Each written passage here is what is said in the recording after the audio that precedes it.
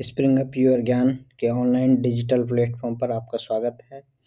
और आज हम न्यू ईयर 2026 में चालू कर रहे हैं आरएनए राजस्थान न्यूज एनालिसिस। और राजस्थान के जो भी न्यूज़पेपर हैं, most of the Dainik Bhaskar, Rajasthan Patrika, उनसे न्यूज उठा के और हम राजस्थान के जो राजस्थान एडमिनिस्ट्रेटिव सर्विसेज और अभी जो पीएसआई के जो एग्जाम होने वाले हैं उनसे रिलेटेड कौन सी न्यूज कहाँ पे इम्पोर्टेंट हो सकती है उसके बारे में डिस्कस करेंगे।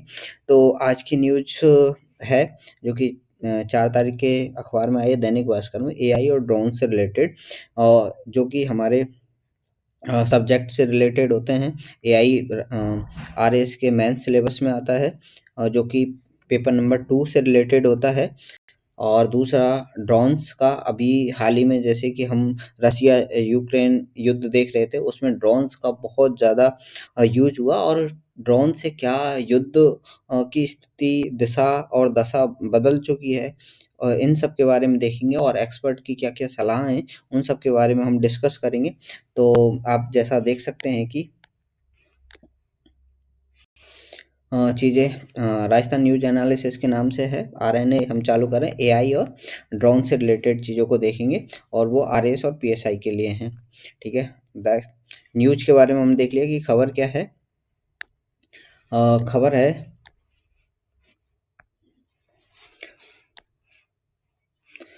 खबर है एआई और ड्रोन से रिलेटेड, एआई के क्या क्या इम्पैक्ट हो सकते हैं 2026 में, और एआई को क्यों अपन ब्लैक बॉक्स की तरह बोलते हैं, ब्लैक बॉक्स बोलते हैं। क्या एआई सही है? क्या एआई किन सिद्धांत पे काम करती है? एआई का क्या पास्ट रहा है और क्या एआई फ्यूचर में किस तरीके से चेंज करेगी? और ये आरएस और पीएसआई के किस पेपर से रिलेटेड है? आरएस का पेपर नंबर, मेंस का पेपर नंबर 2 है, उससे रिलेटेड है आज की खबर।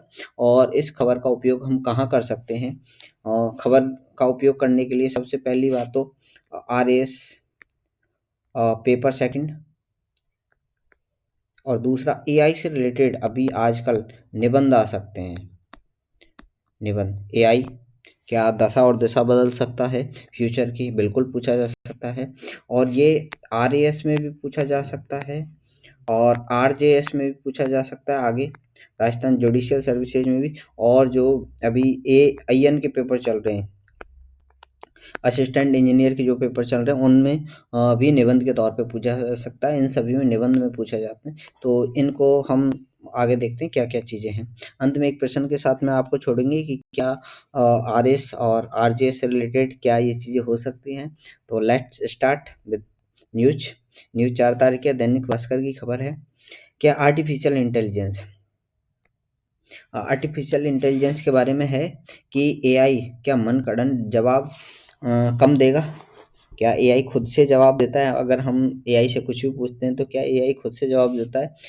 और दूसरी खबर है, ज़िंदगी के हर काम को रीसेट करेगा? क्या ये ज़िंदगी के हर किसी भी काम को रीसेट कर सकता है? तो इन सारी चीज़ों को देखते हैं।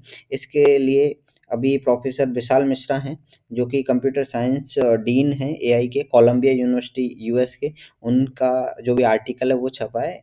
क्या-क्या चीज़ें हो सकती हैं, इन चीज़ों को हम देखते हैं कि क्वेश्चन यही है कि एआई क्या मनगढ़ंत जवाब देता है या ये कम मनगढ़ंत जवाब देगा, और एआई ज़िंदगी के हर काम को रीसेट करेगा?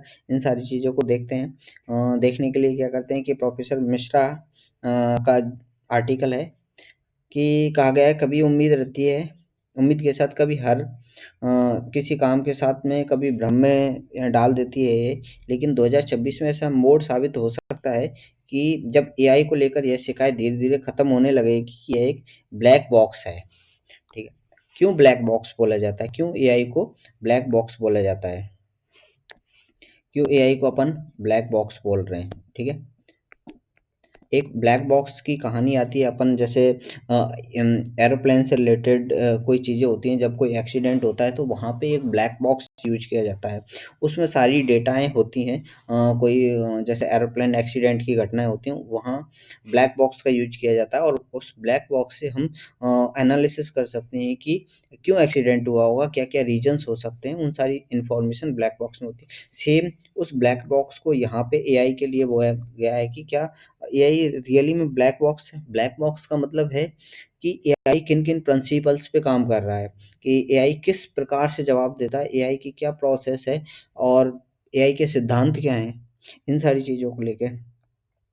तो खबर यह है कि जब एआई को लेकर यह शिकायत धीरे धीरे खत्म होने लगी। ब्लैक बॉक्स दरअसल सवाल पूछने पर एआई ने कौन सा नियम चुना, ये पूछा जाता है एआई कौन सा नियम है, किस प्रिंसिपल पे काम कर रहा है, किस जानकारी को ज़्यादा महत्व दिया है, किस वजह से यह नतीजा निकला है, क्या नतीजा निकला है। यह प्रक्रिया अक्सर पूरी पारदर्शी नहीं है, क्या इसके पीछे क्या है, ट्रांसपेरेंसी नहीं है, इसलिए इसको ब्लैक बॉक्स कहा जाता है कि हमें इसके बारे में कुछ नहीं पता, ये कैसा ब्लैक बॉक्स है, कहाँ से इंफॉर्मेशन आ रही है, कितनी ट्रांसपेरेंसी है, कितना ट्रुथ है, हम क्या इसको सच माने या नहीं माने, इन सारी चीज़ों के लिए। अगले 1-2 वर्षों में यह बेहतर ढंग से समझने लगेगा कि भाषा मॉडल, अब यहाँ पे एक चीज़ लिखी है भाषा मॉडल, ठीक है। भाषा मॉडल वास्तव में कैसे सोचते हैं। भाषा मॉडल बोलते हैं अपन चैटबॉट जो हैं, ठीक है। चैटबॉट जो हैं वो भाषा मॉडल होते हैं कि चैटबॉट कैसे काम करते हैं। जैसे हम चैटबॉट से कोई भी चीज़ें पूछते हैं तो वो कैसे काम करती हैं, सारी चीज़ें। आजकल एआई एस्ट्रोलॉजर्स का काम भी कर रही है कि कैसे एस्ट्रोलॉजी उनको हम सारी चीज़ें बता दें, जो date of birth, name, place of birth, place of time, birth of time, तो वो अपनी कुंडली बना के दे देता है। ये कैसे करता है, इसको एआई को क्या पता कि हमारे पास्ट में क्या है, प्रेजेंट में क्या है, ये किस तरीके से काम करता है। तो इन सारे क्वेश्चनों के जवाब के लिए यही है। और चैटबॉट कैसे काम करते हैं, ये आगे नेक्स्ट, अभी तो एआई के बारे में यही है कि ब्लैक बॉक्स बना है किस तरीके से, इसकी धीरे धीरे सारी चीज़ें खुलेंगी और क्या चीज़ें हो सकती हैं। अब एआई के लिए ये समझ में आ गया कि एआई भरोसेमंद है, मददगार है। बिल्कुल हम जैसे आजकल के लिए यूज कर रहे हैं कि कोई भी डॉक्यूमेंट क्रिएट करना है, पीपीटी बनानी है, किसी चीज़ से पूछना है, तो आजकल ये है कि एआई सब कुछ जानता है। तो जिसमें एआई आत्मविश्वास के साथ गलत और काल्पनिक जवाब देता है, कई बार गलत जवाब भी दे देता है। क्या उसमें साफ कमी आएगी? क्या उसकी एक्यूरेसी बढ़ेगी एआई की? तो उन सारे इस तकनीक के बदलाव का सबसे बड़ा असर लैब या रिसर्च पेपर में आएगा। लैब या रिसर्च पेपर में आ सकता है, बल्कि लैब और रिसर्च पेपर में ही नहीं, बल्कि आम लोगों के रोज़मर्रा की ज़िंदगी में भी दिखाई देगा। यहाँ तक एआई से नौकरी जाने की बात की गई, लेकिन ये एक गलत अवधारणा है कि एआई से नौकरी जाने का खतरा है। हाँ, कुछ परसेंट तक है कि एआई जो मैनुअल वर्क होते थे उनको अब एआई से किया जाएगा, बट इतना नहीं कि बहुत ज़्यादा हाई परसेंटेज में ये चीज़ें नहीं होंगी। इन चीज़ों को देखने के लिए है कि कैमरा आने के बाद में क्या पेंटर्स के काम खत्म हो गए? स्टिल पेंटर्स जो पेंटिंग करेगा, नेचुरल जो चीज़ें वो नेचुरली रहेंगी, बिल्कुल। उन्हें एब्स्ट्रैक्ट आर्ट आता है, वो आर्ट बना सकते हैं, लेकिन ये नहीं कि जो इंसान कर सकता है वो ही सारी चीज़ें। ये चीज़ें इंसान से ज़्यादा रचनात्मक, ज़्यादा रणनीतिक भूमिकाएँ निभाएँगी। कैसे इन चीज़ों का यूज़ कर सकते हैं।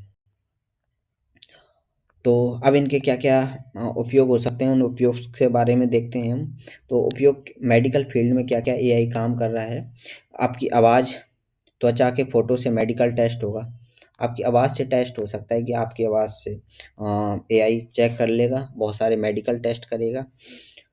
खाँसी, आपकी आवाज़ से खाँसी, साँस लेने के पैटर्न, चेहरे, त्वचा की तस्वीर से एक प्रारंभिक मेडिकल रिपोर्ट तैयार कर सकता है।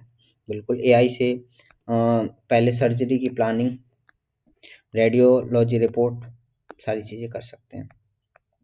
दूसरा टेलीकॉम, टेलीकॉम में जो एसआई वाले विद्यार्थी हैं, जो एसआई की तैयारी कर रहे हैं, उनके लिए ये सारी चीज़ें यूज़ आ सकती हैं आगे टेलीकॉम वाली, कि नेटवर्क खुद को समझेगा और सुधारेगा, रियल टाइम में कैसे काम करना है। अ, और सारी चीज़ें दूर-दराज के इलाकों में नेटवर्क प्लानिंग सुधरेगी, एआई से बड़े बदलाव हो सकते हैं, ये सारी चीज़ें। एजुकेशन क्षेत्र में, एजुकेशन में तो रोबोटिक्स और एआई का यूज़ हो ही रहा है कि किस तरीके से क्या चीज़ें क्लास में हर स्टूडेंट के अलग से पढ़ाई, एआई स्टडी साथी बन सकता है। अगर अच्छे तरीके से यूज़ किया जाए हम एआई को, तो एआई अच्छी तरीके से काम कर सकता सकता है, एक शेड्यूल बना सकता है, हमें किस शेड्यूल से काम करना चाहिए, हमें पैटर्न बता सकता है कि आगे अभी तक के पेपर्स ऐसे आए हैं, आगे के पेपर्स कैसे आ सकते हैं, एक थॉट प्रोसेस बता सकता है और कहाँ से क्वेश्चन आने की संभावना ज़्यादा है, इन क्वेश्चंस को कैसे अटेम्प्ट कर सकते हैं, ये सारी चीज़ें एजुकेशन में कर सकते हैं। दूसरा पुलिसिंग, आपदा प्रबंधन में, आपदा प्रबंधन में बिल्कुल एआई का काम हो रहा है। जो साइबर क्राइम चल रहे हैं, साइबर क्राइम चल रहे हैं उनमें एआई का यूज कर सकते हैं, उनसे एआई से सारी चीज़ों को, अभी जैसे राजस्थान में अभी ऑपरेशन क्लीन स्वीप चल रहा है, operation clean sweep, operation clean sweep किससे रिलेटेड है, ये ड्रग्स से रिलेटेड है कि ड्रग्स को राजस्थान से मिटाने के लिए उन्मूलन, ड्रग्स उन्मूलन के लिए जो भी ऑपरेशन जा रहा है, ऑपरेशन क्लीन स्वीप चलाया जा रहा है। तो इसमें एआई पुलिस है जो एआई की मदद ले सकती है, एआई की मदद लेके ड्रग्स की चीज़ों को पहचान सकते हैं। बाद में जैसे कि मौसम विज्ञान के लिए, मौसम विज्ञान के लिए मेट्रोलॉजिकल डिपार्टमेंट है, मौसम विभाग, वो मौसम विभाग भी एआई का यूज कर सकते हमें जो क्लाइमेट चेंज हो रहे हैं, जो भी पैटर्न चेंज हो रहे हैं, वर्षा के पैटर्न चेंज हो रहे हैं, अभी उन सारी चीज़ों को बता सकता है। अभी जैसे गर्मियों के टाइम पे 2025 में देखा था कि हीट वेव आने की संभावना ज़्यादा थी, हीट वेव आई थी। तो हीट वेव के बारे में, भारी बारिश होने का क्या है, अल नीनो आएगा, ला नीनो आएगा, ला नीनो, इन सारी चीज़ों में जोग्राफिकल जो पैटर्न चेंज हो रहे हैं, जो क्लाइमेट चेंज हो रहा है, उसके बारे में बता सकता है कि एआई हमें पहले से अवेयर हो सकते हैं जी। दूसरा इंटरटेनमेंट के बारे में, हम कौन सा हमारे फीचर्स के हिसाब से, हमारा जॉनर क्या है, उस हिसाब से हम कौन सी वेब सीरीज डिसाइड कर सकते हैं, हम किस प्लेटफॉर्म पे जा सकते हैं, क्या चीज़ें कर सकते हैं, और उन चीज़ों को ये बता सकता है। दूसरा एआई से लेस कारें, जैसे कि टेस्ला ने कार बनाई थी ड्राइवरलेस कार, तो ड्राइवरलेस कार बनाई थी, उस कार को भी एआई से यूज कर सकते हैं, एआई यूज कर सकते हैं, और उसमें एआई का यूज करने से ड्राइवरलेस कार का ड्राइविंग पैटर्न बदल जाएगा और बहुत सारे एक्सीडेंट कम हो सकते हैं, सबसे बड़ी रोड एक्सीडेंट कम हो सकते हैं। एआई पहले से, जैसे अभी हमारे इंडिया में कवच, ट्रेन के लिए कवच प्रणाली चालू की गई है कि दोनों दो ट्रेन हैं जो एक रूट से आ रही हैं वो टकराए नहीं, कवच टेक्नोलॉजी यूज की, सेम एआई का यूज करके हम रोड एक्सीडेंट को बचाने में कर सकते हैं, ट्रैफिक कंट्रोल में एआई का यूज कर सकते हैं।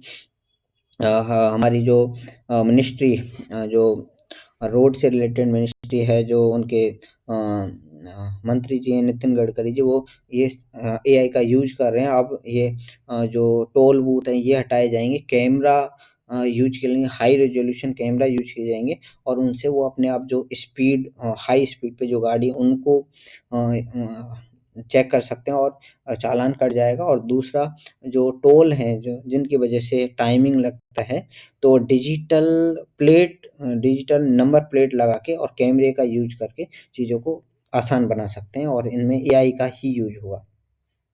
आगे जो बात करें लॉजिस्टिक और पब्लिक ट्रांसपोर्ट की, उसमें एआई रूट बिल्कुल, और इंजन को बेहतर बनाने, अभी जैसे BS6 भारत स्टैंडर्ड 6 के जो भी व्हीकल्स बनाए जा रहे हैं उनमें एआई का यूज करके इंजन्स को किया जा रहा है। पर इन सारी चीज़ों में सबसे बड़ी चीज़ है कि एआई अपना डिसीजन बता देगा, वो 100% नहीं, 80 to 90% बता देगा, और बाद में डिसीजन खुद स्वयं इंसान को ही लेना पड़ेगा। इंसान खुद से आगे चीज़ों का ज़िम्मेदार रहेगा और वो चीज़ों को लेगा, और इन्हीं चीज़ों का यूज़ हम एग्रीकल्चर सेक्टर में भी एआई का यूज़ कर सकते हैं।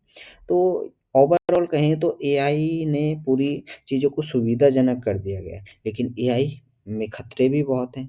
बिल्कुल, पर ऐसा जैसे कह रहे हैं नौकरी जाने का, इतना ज़्यादा नहीं है, चीज़ें हुई हैं बट इतना ज़्यादा नहीं।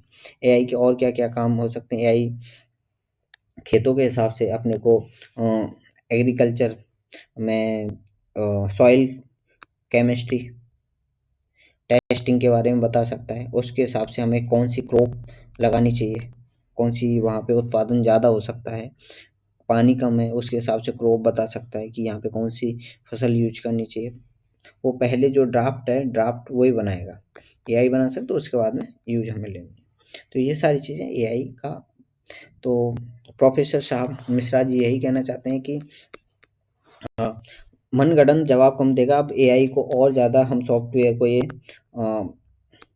अपडेट कर रहे हैं चीज़ों को। जैसे अभी यहाँ पे चैट जीपीटी है, जो ओपन एआई का सॉफ्टवेयर है, जो यूएसए बेस्ड कंपनी है।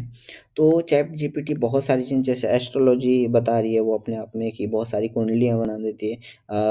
तो ये नहीं है कि जो एस्ट्रोलॉजर है उनका काम खत्म हो गया, नहीं। एस्ट्रोलॉजी पे चैट जीपीटी खुद से बोल रहा है कि मैं 100% एफिशिएंट नहीं हूँ, मैं 100% चीज़ों को नहीं बता सकती। रॉन्ग भी है वो सारी चीज़ें कई जगह, पर चीज़ें हैं कि हाँ, कुछ चीज़ें मिक्स हो सकती हैं। तो मैं मनगढ़ंत जवाब भी नहीं दे रहा, मेरा ब्लैक बॉक्स का भी नहीं है। मैं कुछ ना कुछ प्रिंसिपल्स को यूज कर रहा हूँ, उनके पीछे कुछ कोडिंग्स हैं, वहाँ पे कुछ ना कुछ लॉजिक्स लगे हैं, वो सारी चीज़ें। और काम, ज़िंदगी के हर काम को बिल्कुल रीसेट कर सकता है। तो ये सारी चीज़ें हैं।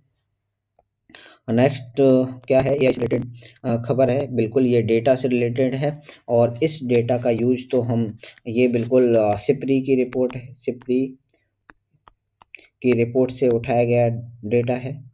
अब इसमें क्या क्या चीज़ें हो सकती हैं भविष्य की रण की। अभी जैसे हाल ही में हम 3 साल से देख रहे हैं कि रशिया यूक्रेन युद्ध हुआ। Russia Ukraine war. अभी देखा इजराइल हमास वाला।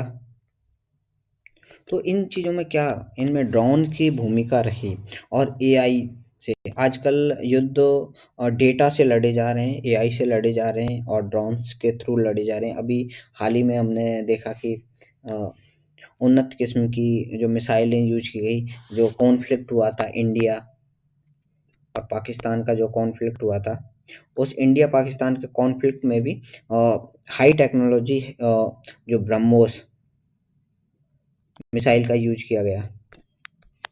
तो ये सारी चीज़ें, तो ये डेटा ये इम्पोर्टेंट है कहीं पे किसी आर्टिकल में लिखने के लिए, किसी निबंध में लिखने के लिए, और कई रिपोर्ट के थ्रू भी पूछा जा सकता है। हमें इंटरनेशनल रिलेशन से रिलेटेड कोई क्वेश्चन लिखना है, आईआर से रिलेटेड कोई क्वेश्चन का आंसर लिखना है, तो उसमें आरएएस, यूपीएससी कई जगह यूज हो सकता है। क्या क्या चीज़ें हो सकती हैं, भविष्य की रणभूमि। तो वॉर फेयर्स का जो दिशा एंड दशा है वो बदल दी है एआई ने। तो क्या एआई को यूज कर सकते हैं, क्या एआई की क्या क्या चीज़ें हैं, तो एआई का युद्ध में क्या भूमिका है, वो चीज़ें देख सकते हैं। ये आज संडे की खबर है, ये आर्टिकल है, इस आर्टिकल को देख सकते हैं हम, कि भविष्य की रणभूमि क्या है, जिसके पास सर्वश्रेष्ठ एआई वही होगा महायोद्धा। ये एग्जैक्टली सही बात है कि अभी के युद्धों में हमने देख लिया कि जिसके पास ड्रोन्स हैं, हाई क्वालिटी मिसाइल्स हैं, एआई यूज कर रहे हैं वो सारी चीज़ों को, real time real time base जो इन्फॉर्मेशन जिन देशों के पास में, वो सारी चीज़ें। तो एआई पे कौन कौन क्या क्या ज़्यादा खर्च कर रहा है, इसको हम देख सकते हैं। चीन और अमेरिका में रेस है। चीन, जैसे हम कहते हैं कि अमेरिका की सुप्रीमेसी धीरे धीरे कम होती जा रही है, चीन की सुप्रीमेसी बढ़ती जा रही है कहीं ना कहीं। तो इसके लिए अपने आप में अमेरिका बहुत सारे काम कर रहे हैं। तो अमेरिका और चीन में रेस है कि एआई में फर्स्ट कौन आएगा, एआई में सबसे ज़्यादा रिसर्च कौन करे, एआई में सबसे ज़्यादा खर्च कौन करे, जिससे कि आने वाले फ्यूचर में और प्रेजेंट टाइम में अपनी सुपरमेसी दिखा सकें। ये भी सुपरमेसी का ही एक एग्जाम्पल है, जिसके पास, और अब आगे के जो युद्ध हैं वो डेटा के युद्ध हैं, ना कि तलवार भाला बंदूकों से लड़े जाने वाले युद्ध हैं। न्यूक्लियर वेपन का भी टाइम है, और अभी एआई का टाइम है। डेटा जिसके पास में, रियल टाइम डेटा जिसके पास में एआई है, वो युद्ध जीत जाएगा। कैसे? तो इन सारी चीज़ों को देखते हैं। तो एआई पे खर्च कौन कर रहा है, जैसे चीन और अमेरिका की रेस, भारत के भी सदे कदम है, क्या क्या हैं। अमेरिका सबसे ज़्यादा, चीन खर्च कर रहा है, सबसे ज़्यादा चीन खर्च कर रहा है, $350 बिलियन चीन ने एआई पे खर्च किया। फिर अमेरिका कर रहा है 125, और इजराइल कर रहा है 81। इजराइल भी टेक्नोलॉजी में 1000 करोड़ में आंकड़े, सॉरी 1000 करोड़ में। तो चाइना कर रहा है 350, 350,000 करोड़, 125,000 करोड़ अमेरिका, इजराइल 81, और रूस कर रहा है 72। रूस 4th नंबर पे है एआई में, और इंडिया 25। तो इंडिया अभी भी 5th नंबर पे बहुत पीछे है इंडिया। तो इंडिया को भी इन देशों के साथ कम्पीट करने के लिए आगे आना पड़ेगा। इन चीज़ों को देख सकते हैं। तो क्या है कि ग्लोबल मिलिट्री एआई बाजार में 96,000 करोड़ रुपए तक का हाँ बाजार है। एआई बाजार जो ग्लोबल मिलिट्री बाजार है, विशेषज्ञों के अनुसार 13% की वार्षिक वृद्धि से बढ़कर 2030 में यह कम से कम 1.7 लाख 1.7 लाख करोड़ हो जाएगा। ठीक है, 1 करोड़ से 2.45 लाख करोड़ पहुंच जाएगा ये। तो एक डेटा है, ये कहीं हम किसी ऐसे में निबंध में यूज कर सकते हैं एआई से रिलेटेड के में कि एआई का युद्ध वॉरफेयर में क्या एग्जाम्पल है, आगे की क्या रणनीति हो सकती है। और क्या है कि 14 गुना ज़्यादा खर्च चीन कर रहा है भारत की तुलना में, और अमेरिका 5 गुना ज़्यादा। तो 14 गुना ज़्यादा तो खर्च कौन कर रहा है, चीन कर रहा है, और 5 गुना अमेरिका कर रहा है एआई पे। तो ये सारी चीज़ें हैं मिलिट्री में। अभी देखो चाइना चाइना अपने आप में 2050 में जी रहा है एआई के मामले में। 2050 में उसने इतनी उन्नत टेक्नोलॉजी अपना ली है कि वो अब डेटा से युद्ध लड़ेगा। अभी बायो बायो न्यूक्लियर जो युद्ध लड़े जाते, केमिकल वॉरफेयर थे, वो सारे बंद हो गए। अभी डेटा का युद्ध है, एआई का युद्ध है। अब एआई से चाइना एआई से युद्ध लड़के जो अमेरिका की सुपरमेसी को ख़त्म करना चाहता है। आर्म्स रेस आर्म्स रेस में कौन कौन है, अभी अमेरिका आगे है आर्म्स रेस में, लेकिन चीन जल्दी पीछे छोड़ देगा। अमेरिका 9.7, सिप्री की रिपोर्ट है, सिप्री के अनुसार एआई आर्म्स रेस में अभी अमेरिका आगे है। आर्म्स रेस में अमेरिका आगे है, उसके बाद में चाइना, फिर इजराइल, फिर रूस एंड भारत। तो आर्म्स रेस में कितना है, 9.7, और चाइना 9.3, इजराइल 9, रूस 7.3 और भारत 5.3 स्कोर है 10 में से। तो अमेरिका अभी आर्म्स रेस में आगे है, बट एआई के मामले में चाइना आगे है। किल चेन, किल चेन क्या है, एक नया टर्म्स आया है, kill chain. Kill chain, kill chain मतलब किल मतलब मारना, चेन एक प्रोसेस के तहत जिन जो युद्धों में जो लड़ाइयाँ होती थी वो क्या होती, दिनों घंटों बहुत सालों की लड़ाई होती, लेकिन अभी क्या हुआ, एआई ने युद्धों को बहुत सेकंडों में सिमटा दिया है कि 2-4 बम फोड़े, 2-4 डेटा अपनाए और सारी चीज़ें ख़त्म कर दी, सिक्योरिटी भी ब्रीच कर दिया। अभी जैसे अपने राइस इंडिया में हुआ था, जो एयरपोर्ट अथॉरिटी है उनके सारे जो डेटा है वो चुरा लिया था और सिस्टम्स को हैक कर दिया था, जिसे जीपीएस स्कूपिंग कहते हैं। जीपीएस स्कूपिंग कर ली थी, जीपीएस डेटा को ही हैक कर लिया था। तो किल चैन युद्ध में दुश्मन को नष्ट करने वाले 6 चरण है। क्या क्या 6 चरण बताएं, ये आगे कहीं प्रोसेस पूछी जा सकती है यूपीएससी और आरएएस के पेपर में कि भैया किल चैन क्या होता है। किल चैन के लिए है कि सबसे पहले तो कैसे पता लगाएं, कि भैया पता लगाना पड़ेगा कि सैटेलाइट ड्रोन 90% इमेज एआई से एनालाइज हो रहे हैं कि कौन सी चीज़ें कहाँ पे हैं और किस जगह से हम टारगेट किस चीज़ को टारगेट करें। दूसरा है निशान को चुनना। निशान को चुनना क्या है कि 40,000 से ज़्यादा टारगेट बनाए इजरायली लेवेंडर एआई ने गाजा में।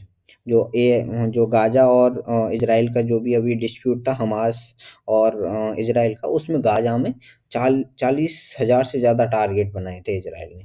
फैसला 20 मिनट से 10 सेकंड ने कर दिया। अभी 20 मिनट लगते थे पहले, 1 सेकंड में 10 सेकंड में फैसला हो जाता है कि इस टारगेट को उड़ाना है। एआई अपने आप हमला करना, 70% हताहत यूक्रेन में ड्रोन से, और हमला किए गए, फिर ड्रोन से हमला किए जा रहे हैं।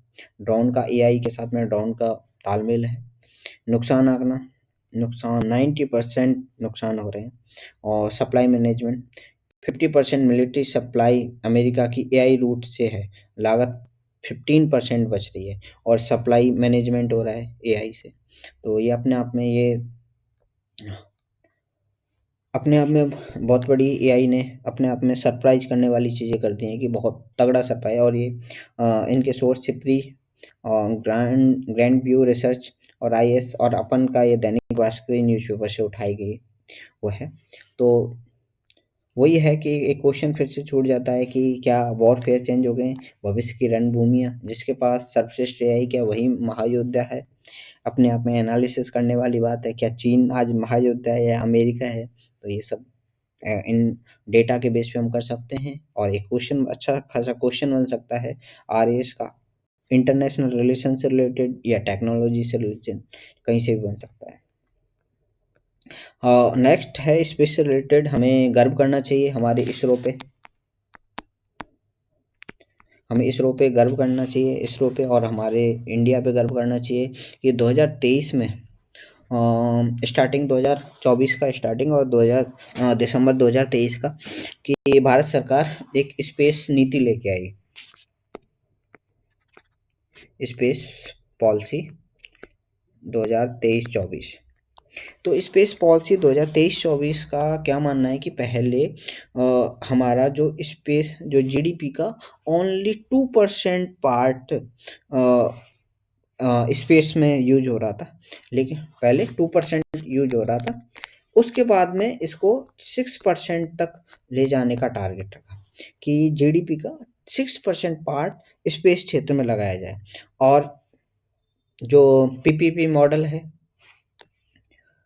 पीपीपी मॉडल, पब्लिक प्राइवेट और पार्टनरशिप मॉडल को ओपन किया। प्राइवेट सेक्टर्स को स्पेस फील्ड में आने का मौका मिला और प्राइवेट सेक्टर ने अपने आप में क्रांति लेके आए हैं कि अपने आप में बहुत तगड़ी क्रांति लेके आए। एक प्राइवेट सेक्टर में एक नया space launcher vehicle launch centre बनाया गया थुतुकड़ा तमिलनाडु में। थुतुकड़ा तमिलनाडु में एक न्यू लॉन्च सेंटर बनाया गया। उसके बाद में अभी एक विक्रम करके कंपनी है, उसने बहुत सारी चीज़ें की हैं। तो उन्हीं चीज़ों को देखते हैं कि स्पेस स्टार्टअप्स में क्या-क्या हुए हैं और इसने कैसे क्रांति लेके आए हैं स्पेस फील्ड में। स्पेस स्टार्टअप हैं। अब आज की क्या न्यूज़ है, ऑन डिमांड लॉन्च होने से लगेंगे छोटे सैटेलाइट ऑन डिमांड अभी इंडिया से के इसरो से और प्राइवेट कंपनी से अदर कंट्री जैसे फिलीपींस हुआ, इंडोनेशिया हुआ, ये जो हमारे पड़ोसी हैं। और हाल ही में नासा ने भी एक अमेरिका ने भी हमारे इंडिया से और यूएस ने भी हमारे इंडिया की इसरो से कुछ सैटेलाइट लॉन्च करवाए। तो ये अपने आप में एक पहचान है कि इंडिया का कद यूरोपियन कंट्रीज में और अदर कंट्रीज में बढ़ रहा है। तो इन चीज़ों को देखने के लिए आगे देखते हैं कि क्या है आज का आर्टिकल कि पवन कुमार चांदना साहब हैं, सीईओ और को-फाउंडर स्काई रूट एयरोस्पेस। तो ये एक प्राइवेट कंपनी है स्काई रूट एयरोस्पेस। तो इसने एक विक्रम वो बनाए हैं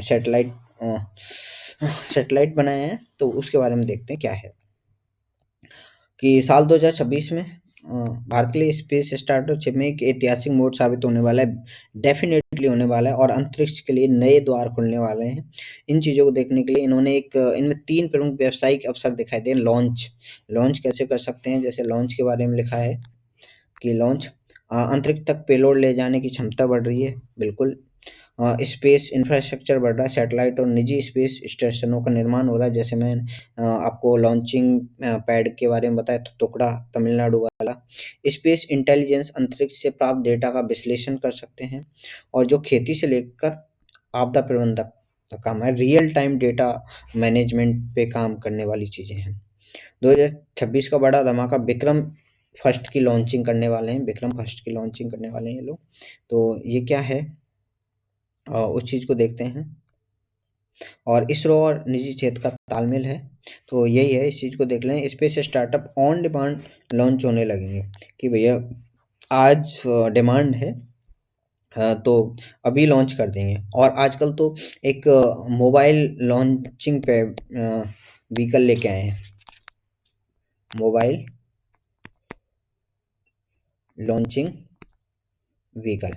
मोबाइल लॉन्चिंग व्हीकल क्या है, जैसे आज हमें वैसे हम हाँ, राजस्थान से कोई भी सैटेलाइट है वो स्पेस में लॉन्च नहीं करेंगे। सैटेलाइट लॉन्चिंग व्हीकल के लिए ज्योग्राफी जनरली ईस्टर्न साइड में मानी जाती है, जहाँ से समुद्र लगे हों। जैसे मान लो कभी बाई चांस कोई सैटेलाइट लॉन्च होता है और वो प्रॉपर तरीके से लॉन्च नहीं हो पाता, तो वो समुद्र में जा गिरे। अदरवाइज वो अगर लैंड एरिया में गिरे तो वहाँ पे बहुत सारा दिक्कतें आ सकती हैं, जान माल की हानि हो सकती है, बहुत सारी इश्यूज हैं। तो इसलिए अभी क्या किया है, मोबाइल लॉन्चिंग व्हीकल है। जैसे कि ज़रूरत पड़ी, बोलते हैं कि कोई जैसे मलेशिया को ज़रूरत पड़ी, मलेशिया बोले कि हमें लॉन्च करवाना है हमारा सैटेलाइट, तो आप हमारे यहीं आके लॉन्च कर दीजिए, ऐसे। तो अभी लॉन्चिंग व्हीकल ऐसे कि मलेशिया ले जाया जाएगा और वहाँ से लॉन्च करके हम आ जाएंगे। तो इतनी बहुत ही सुविधा कर दी है। और ये सारी चीज़ें एआई और इनसे रिलेटेड करके ही पब्लिक प्राइवेट पार्टनरशिप जब से हुई है, हमारी स्पेस टेक्नोलॉजी, स्पेस जो पॉलिसी आई उसके बाद में ये सारी चीज़ें हुई हैं।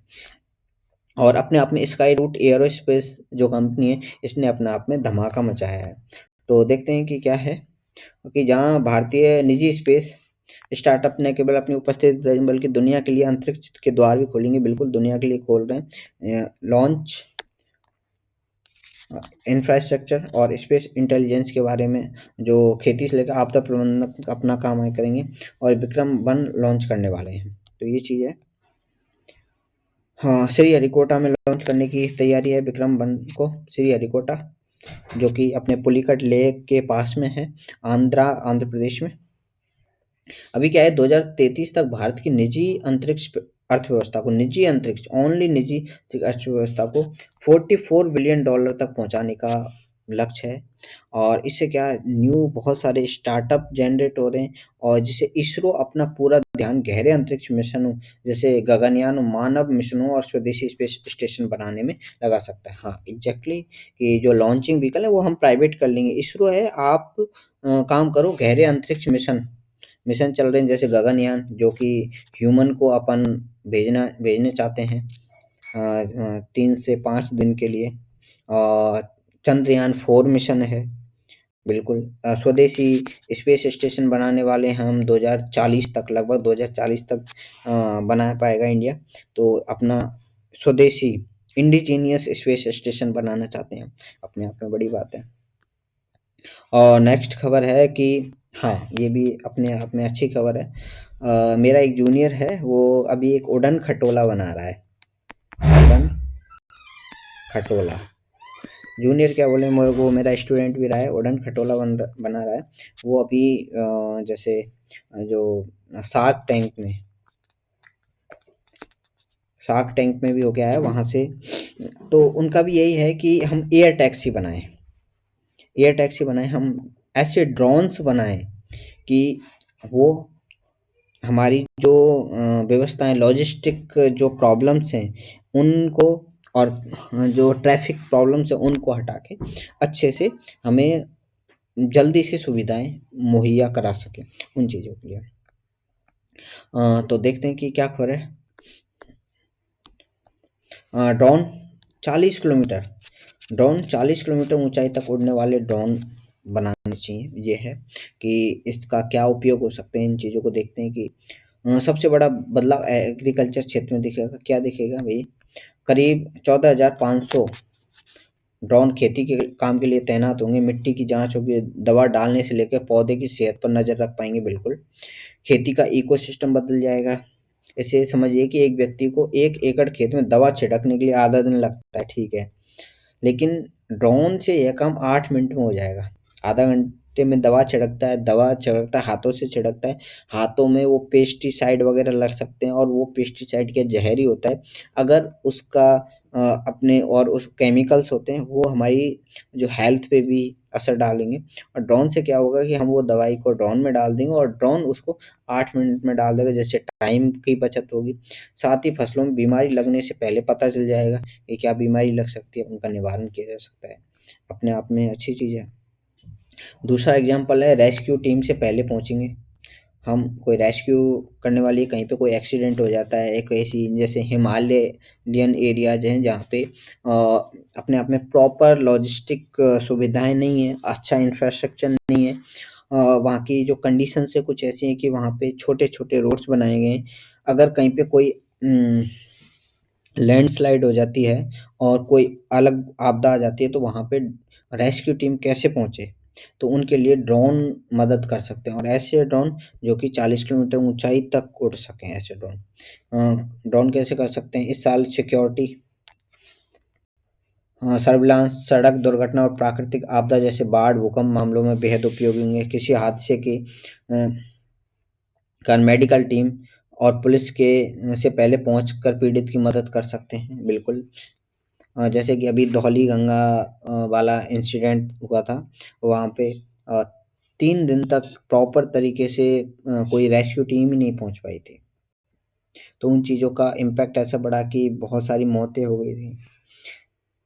हाँ, एग्जाम्पल दिया हुआ, अगर किसी शहर में कोई हादसा होता है तो पुलिस और मेडिकल टीम को पहुंचने में 40 से 45 मिनट तक लग सकते हैं, लेकिन सूचना मिलते ही ड्रोन एक्टिव होंगे और मैच 5 से 10 मिनट में पहुंच सकेंगे, घटना स्थल की लाइव इमेज और वीडियो भेज सकेंगे, रेस्क्यू करने में अहम भूमिका निभाएंगे, नागरिक सुरक्षा में भी अहम रोल है। तो ये सारी चीज़ें। अब किसी महिला की सेफ्टी से रिलेटेड भी चीज़ें हैं, इनका भी हम ड्रोन्स में यूज कर सकते हैं। ड्रोन का मेनली उपयोग हुआ था अभी यूक्रेन रशिया वॉर में। ड्रोन युद्ध नीति का अहम हिस्सा है, बिना सिग्नल के 40 से 50 किलोमीटर ऊंचाई तक उड़ सकते हैं, जैमर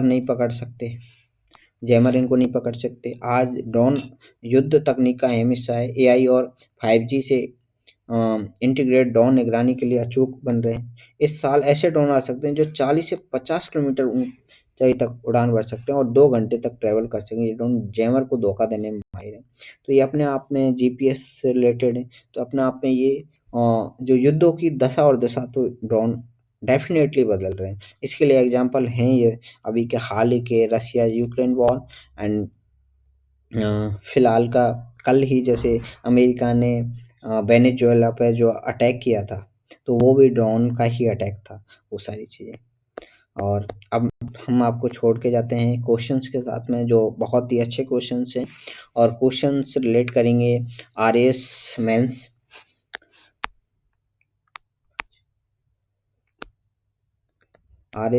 पेपर 2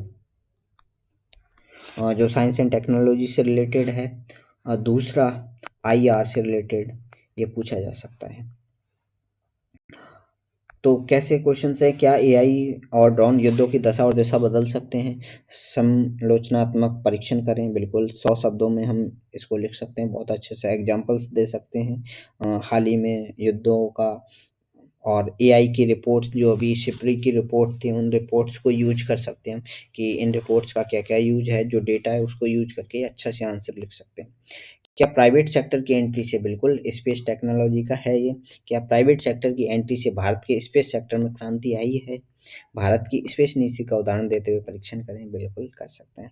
तो आपको अगर ये सेशन अच्छा लगा तो हमारे चैनल को लाइक कीजिए, शेयर कीजिए, सब्सक्राइब कीजिए और आपके वैल्यूएबल कमेंट्स दीजिए हम, और क्या हम इम्प्रूव कर सकते हैं चीज़ों को, और हमारी रीच को बढ़ाइए। थैंक यू, मिलते हैं नेक्स्ट सेशन में अच्छी खबर के साथ में।